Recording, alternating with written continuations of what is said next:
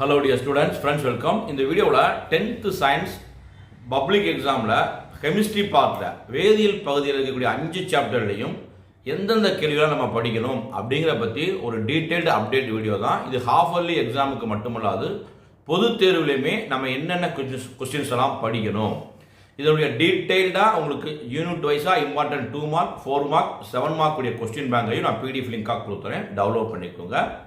So பாடம் 7 atoms and molecules.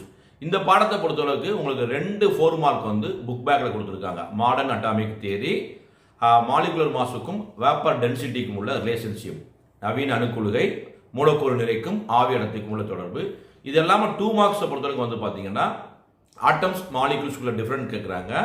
அதே மாதிரி அவகாட்ராஸ் லாவுடைய அப்ளிகேஷன், இது வந்து புக்கின் கொஸ்டின், முக்கியமான கொஸ்டின். இந்த பாடத்தில் நம்ம ரொம்ப எதிர்பார்க்கறது கணக்கு, molar mass calculation, mole calculation, சதவீத இயைபு கணக்குகள். தயவு செய்து ரொம்ப முக்கியமான கேள்விகளுக்கெல்லாம் நாங்கள் வந்து மார்க் பண்ணி கொடுத்துருப்போம். இந்த பாடத்தை படிச்சுக்கோங்க.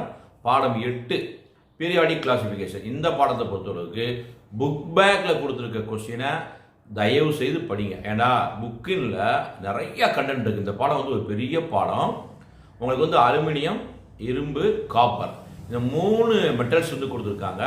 இதனுடைய இம்பார்ட்டன்ட் ஓர்ஸ் 2 மார்க்ஸில் படிச்சுக்கோங்க. வித் கெமிக்கல் ஃபார்முலாவில் படிங்க.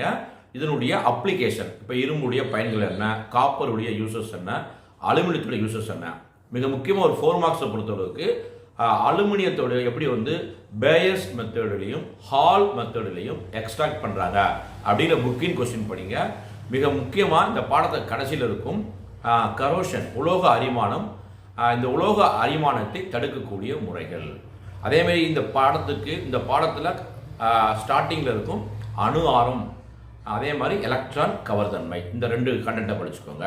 பாடம் 9 சொல்யூஷன், கரைசல்கள் பாடம். ரொம்ப எளிமையான பாடம். இந்த பாடத்தில் நம்ம எதிர்பார்க்கக்கூடிய 4 மார்க் 7 மார்க் கொஸ்டின் வந்து பார்த்தீங்கன்னா டைப்ஸ் ஆஃப் சொல்யூஷன், தெவிட்டிய கரைசல், தெவிட்டாத கரைசல், அதி தெவிட்டிய கரைசல். இந்த கண்டென்ட் புக் பேக்கிலே கொடுத்துருப்பாங்க. What are the factors affecting solubility, கரைதிறனை பாதிக்கக்கூடிய காரணிகள்.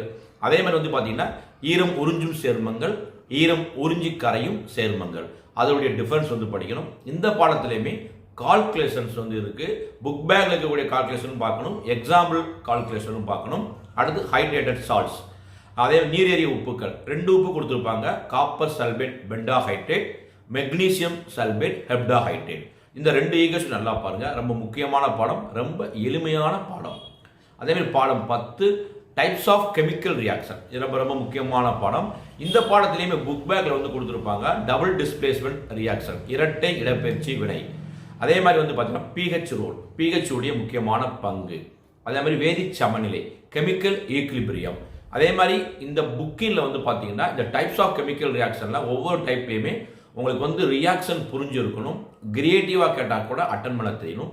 மிக முக்கியமாக பிஹெச் கால்குலேஷன் ரொம்ப முக்கியமானது, ரொம்ப எளிமையானது. புக் பேக்லேயும் இருக்கும், சால்வ்டு ப்ராப்ளமும் இருக்கும்.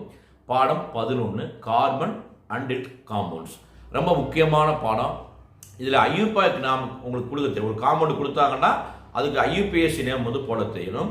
அது மட்டும் இல்லாது ஐயூபிஏசி நேம் வந்து பார்த்தீங்கன்னா ஒரு ஹைட்ரோ கார்பன்ஸுக்கோ ஒரு ஆர்கானிக் காம்பவுண்ட்ஸ் கொடுக்கும்போது அது என்னென்ன ஸ்டெப்பில் வந்து நம்ம ஐயூபிஏசி நேம் வந்து கொடுக்கணும் அப்படிங்கிற டீட்டெயிலும் ஒரு 4 மார்க் கொஸ்டின்ஸ் இருக்குது. எத்தனாலுடைய ப்ரீப்பரேஷன் இருக்குது, எத்தனாயிக் ஆசிட்டுடைய கெமிக்கல் ரியாக்ஷன் ரொம்ப முக்கியமானது. ஃபார் எக்ஸாம்பிள் வந்து எஸ்டரிஃபிகேஷன், எஸ்ட்ராக்டல் வினை என்றால் என்ன, அதோடைய oxidation reaction, hydration reaction, ethanol react with sodium, இது மாதிரி கொஸ்டின்ஸ் எல்லாம் ரொம்ப முக்கியமான வினாக்கள். அடுத்து வந்து சோப்பின் தூய்மையாக்கல் வினை, எத்தனாலுடைய பயன்கள், எத்தனாயிக் ஆசிட்டுடைய பயன்கள், எத்தனால் பருகுவதால் ஏற்படக்கூடிய தீய விளைவுகள். இந்த மாதிரி ஏரியா வாஸ்டாக இருக்குது. நிறைய கொஸ்டின் கொடுத்துருக்கோம். இந்த 11ஆம் பாடத்தில் உயர் சிந்தனைக்கான வினாக்கள் புக் பேக்கில் 2 இருக்குது, அதுவும் படிங்க. ஸோ இந்த மாதிரி நான் டிக்டேட் பண்ண கொஸ்டின் எல்லாம் கெமிஸ்ட்ரியில் நீங்கள் படிக்கும்போது கெமிஸ்ட்ரியில் உங்களால் ஒரு 3 2 மார்க், ஒரு 3 4 மார்க், ஒரு 7 mark. Public exam blue print வந்து கிடையாது. ஸோ இந்த மாதிரி எத்தனை வினாக்கள் கேட்டாலும் உங்களால் ஆன்சர் பண்ண முடியும். நம்ம யூனிட் வைஸாக உங்களுக்கு இம்பார்ட்டன்ட் 2 மார்க் 4 மார்க் 7 மார்க் உடைய கொஸ்டின் பேங்கும் கொடுத்துருக்கேன், டவுன்லோட் பண்ணி படிங்க.